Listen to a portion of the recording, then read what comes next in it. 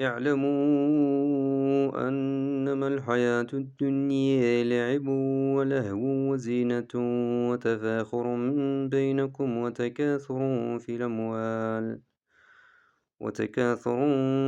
الأموال والأولاد كمثل غيث أعجب الكفار نباته ثم يهيج فتراه مصفرا ثم يكون حطاما وفي الآخرة عذاب